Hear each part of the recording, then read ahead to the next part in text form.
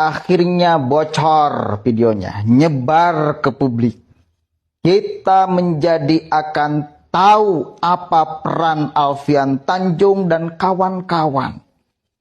Apa tuntutan mereka kepada Anies Rashid Baswedan bila Anies jadi presiden. Ini tidak main-main. Ini tidak main-main.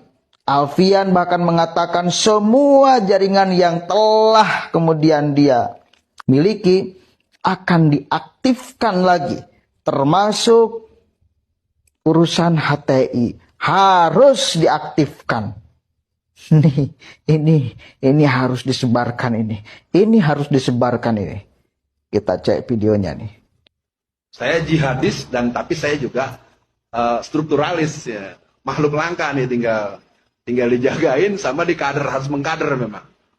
Nah, buat teman-teman, mari kita mengupayakan pemerataan dan penyamaan frekuensi informasi, edukasi serta peran keumatan dan kebangsaan untuk Hizbut Islam Al-Muslimin melalui multimedia, multimetode dan multistrategi. Nah, kalau mau menang ya belajar dari Taliban. Sekarang kalau sampai Pak Anies Baswedan menang, ya, dan jaringan yang saya bangun selama hampir 40 tahun juga nanti saya akan bilang, pulihkan Hizbut Tahrir.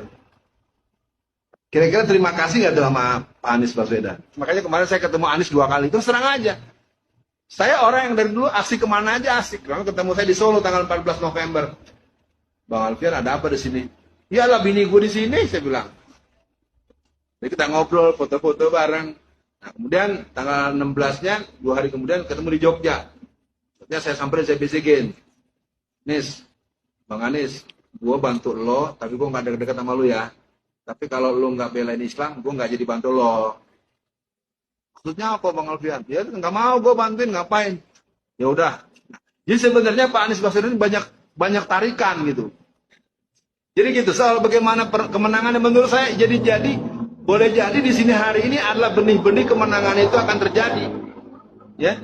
Soalnya ibu-ibu bapak-bapak suka berdoa nggak agar ketemu dengan caleg-caleg yang akhlaknya bagus, yang agamanya bagus. Ayo bantu PKS. Oke. Jelas? Itu ucapan Alfian Tanjung. Saya percaya dia ngomong itu. Masa Alfian Tanjung mau bohong? Saya percaya dia telah bertemu Anies dan menawarkan tuntutan itu. Ini harus menjadi catatan penting kita sama-sama. Bahwa ada cita-cita besar di balik kemudian mereka mendukung Anies Rashid Baswedan. Tidak salah, dari kemarin saya selalu ngomong, hati-hati dengan Anies. Lihat rekam jejaknya. Kan itu kan? Lihat rekam jejaknya. Rekam jejaknya udah jelas membuktikan dia siapa, dekat dengan kelompok mana, apa visi misi kelompok itu. Dan sampai sekarang, sampai detik ini, kelompok itu masih punya cita-cita yang sama. Ya, kenapa sampai mendukung Anies pun masih ada harapan untuk mereka diaktifkan kembali. Meskipun Nasdem itu ngomong, ya, Nasdem itu tokohnya ngomong pernah. Kita menjadi akan di depan. Kita akan menjamin bahwa bila Anies jadi presiden, mereka tidak akan diaktifkan lagi. Organisasi-organisasi terlarang tetap akan menjadi organisasi terlarang. HTI akan tetap menjadi organisasi terlarang. FPI akan tetap menjadi organisasi terlarang. Tetapi apa boleh dibuat?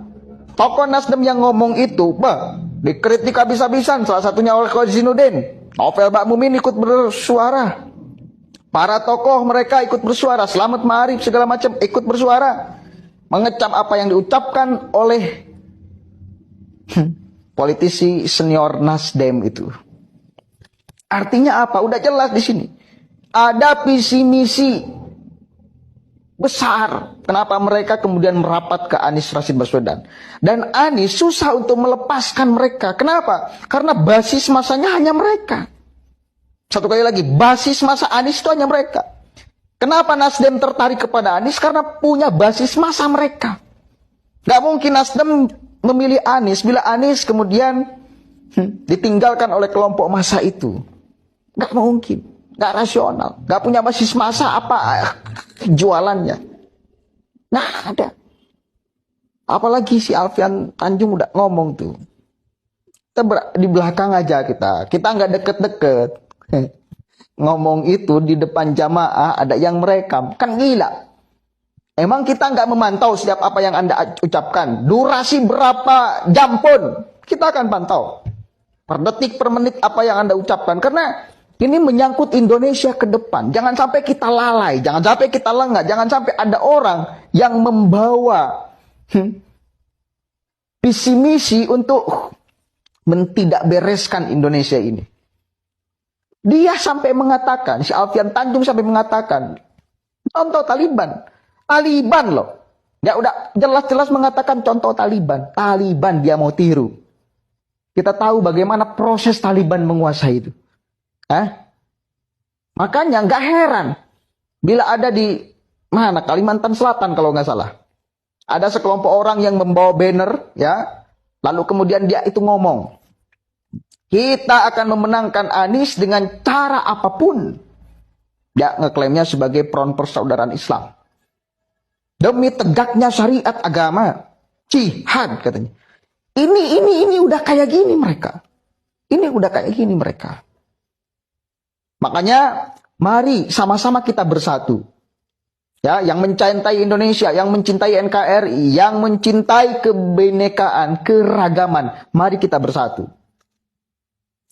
Persoalan Pilpres nanti itu bukan persoalan sepele. Ini persoalan serius. Karena pemimpin itu yang menentukan nasib bangsa ini, nasib keragaman kita itu. Kita nggak mau. Lalu kemudian yang memimpin Indonesia malah tidak mencintai keragaman, tidak mencintai ideologi kita. Kita tahulah bagaimana cara pandang orang-orang HTI ya kepada Pancasila, kepada NKRI, Togut segala macam. Rela kita dipimpin oleh bagian daripada mereka, Anies Baswedan. Saya pribadi sangat enggak rela. Karena Pancasila ini udah jelas-jelas. Rumusan bukan hanya satu orang, bukan hanya satu golongan. Ya, rumusan banyak orang, rumusan banyak golongan. Di dalamnya juga Islam. Kita udah jelas. Utuh, panceg, tanpa bertentangan dengan apapun. Apalagi bertentangan dengan syariat agama. Apalagi Anda mengatakan Pancasila adalah togut segala macam, itu yang akan kita lawan sama-sama. Dan itu geng Alfian Tanjung dan kawan-kawan masih mengatakan itu. Sekali lagi, Pilpres ini bukan persoalan sederhana. Ini persoalan serius. Persoalan Indonesia.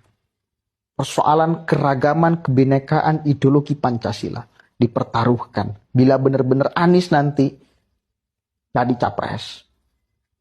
Udah jelas-jelas si Alfian ngomong itu. Jelas si Alfian ngomong itu. Dan kita harus catat dan ingat. Dan ini harus diviralkan. Biar kita paham semua.